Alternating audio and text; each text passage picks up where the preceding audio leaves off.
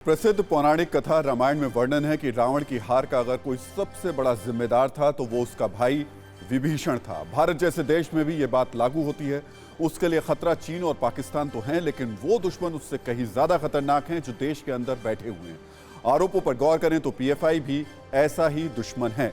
भारत जैसे देश में जिस खिलाफत सिस्टम को एक्टिव करने की इंटरनेशनल साजिश हो रही थी, उस सिस्टम की व्याख्या असल में मुस्लिम ब्रदरहुड ने की, और ऐसे दावे किए जा रहे हैं कि यह मुस्लिम ब्रदरहुड ही दुनिया के तमाम कट्टरपंथी इस्लामिक संगठनों के जैसे पीएफआई का भी रोल मॉडल है। इसलिए पीएफआई को हिंदुस्तान का मुस्लिम ब्रदरहुड भी कहा जा सकता है।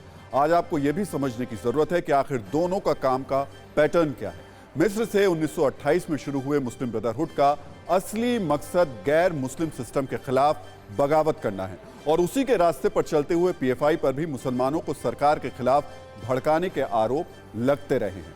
मुस्लिम ब्रदरहुड लोगों के दिमाग में कट्टरपंथ का जहर भर के उन्हें इस्लामिक विद्रोह के लिए उकसाता है, और पीएफआई भी कुछ ऐसा ही काम हिंदुस्तान में बैठकर कर रहा था। मुस्लिम ब्रदरहुड खलीफा सिस्टम की वापसी का समर्थक है, इसलिए वो इस्लामिक खिलाफत को स्थापित करने का मंसूबा रखता है, ठीक वैसे ही जैसे पीएफआई का मंसूबा भारत को इस्लामिक राष्ट्र बनाने का था। अपनी शुरुआत के साथ ही मुस्लिम ब्रदरहुड ने पहले मिस्र में तेजी से जड़ें जमाई और फिर उसका नेटवर्क अरब देशों तक फैल गया, ठीक वैसे ही जैसे कभी पीएफआई का गढ़ केरल हुआ करता था, लेकिन अब यह करीब 20 राज्यों तक एक्टिव हो गया। मुस्लिम ब्रदरहुड के इरादे बेहद खतरनाक थे, जिनके पहले तो वो अरब देश भांप नहीं पाए, लेकिन बाद में कई देशों ने इसे प्रतिबंधित कर दिया। देश के अंदर बिल्कुल यही पैटर्न पीएफआई का भी रहा।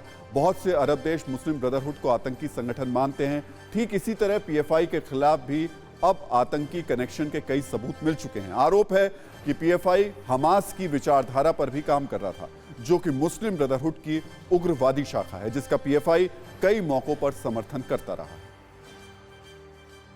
अब तक आप इस बात को कई बार सुन चुके होंगे कि पीएफआई का कनेक्शन आईएस जैसे खूंखार और खतरनाक आतंकी संगठन से है, लेकिन पहली बार हम आपको वो कनेक्शन दिखाते हैं जिसके जरिए यह साबित हो गया कि पीएफआई देश के लिए अब बड़ा खतरा बन रहा था, और ये सब कुछ एनआईए की चार्जशीट में है।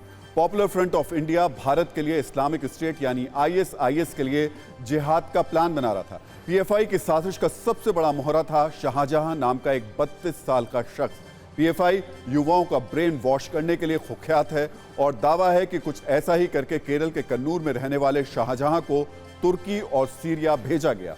उसके दिमाग में इतना जहर भर दिया गया कि वो जिहाद करने के लिए राजी हो गया और आईएस की आतंकी ट्रेनिंग लेने के लिए तुर्की और सीरिया गया। शाहजहां एक नहीं बल्कि कई बार मोहम्मद इस्माइल के फेक पासपोर्ट पर भारत से बाहर गया।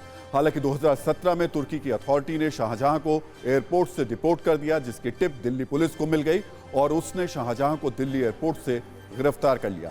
खुलासा हुआ कि शाहजहां नाम के इस युवक ने 2006 में एनडीएफ को ज्वाइन किया, जो 3 संगठनों के विलय के बाद पीएफआई बन गया। सबसे बड़ी बात यह कि कन्नूर में पीएफआई के एक डिवीजनल प्रेसिडेंट ने ही शाहजहां को आईएस की ओर मोड़ा और हिजरा करने के लिए उसका ब्रेन वॉश किया। आपको यहां यह भी जानना जरूरी है कि हिजरा जिहाद से भी ज्यादा घातक और खतरनाक होता है। तो आतंकवादियों से लिंक, दंगे की साजिश, मार्शल आर्ट के नाम पर आतंकी ट्रेनिंग, पीएफआई पर इन आरोपों के बारे में आप कई बार सुन चुके हैं, लेकिन आज हम आपको पीएफआई की इंटरनेशनल साजिश के बारे में भी बता रहे हैं। इसी को लेकर एक बड़ा खुलासा भी हुआ है। ऑपरेशन ऑक्टोपस के बाद ईडी और एनआईए ने पीएफआई को विदेशों से हो रही फंडिंग के सबूत दिए। जांच के बाद खुलासा हुआ कि पीएफआई को एक तय पैटर्न के जरिए विदेशों से रकम हिंदुस्तान तक भेजी जा रही थी। इसके लिए विदेशों में मौजूद पीएफआई के मेंबर अपने पहले इस रकम को एनआरआई अकाउंट में ट्रांसफर कराते थे। उसके बाद ये पैसे एनआरआई बैंक अकाउंट से पीएफआई लीडर्स के खातों में भेज दिए जाते थे। रियल एस्टेट और मनी लॉन्ड्रिंग के जरिए पीएफआई को बहुत भारी फंडिंग की जा रही थी। पीएफआई के लिए इस साजिश का सेंटर कोई एक मुल्क नहीं था, बल्कि इसके तार कई मुस्लिम मुल्कों तक जुड़े हुए थे, जहां से पीएफआई को पालने पोसने के लिए फंडिंग की जा रही थी। अब ये सारे कनेक्शन एनआईए के ऑपरेशन ऑक्टोपस में एक्सपोज हो चुके हैं। इनमें रियल एस्टेट और मनी लॉन्ड्रिंग से लेकर मेंबरशिप तक के ऐसे कई हथकंडे थे, जिनके जरिए यूएई, ओमान, कुवैत और सीरिया जैसे देशों में भारत में कट्टरपंथ का जहर फैलाने के लिए फंडिंग हो रही थी। लेकिन जिहाद का ये खेल अब खत्म हो चुका है और अब गुनाहों के हिसाब की बारी।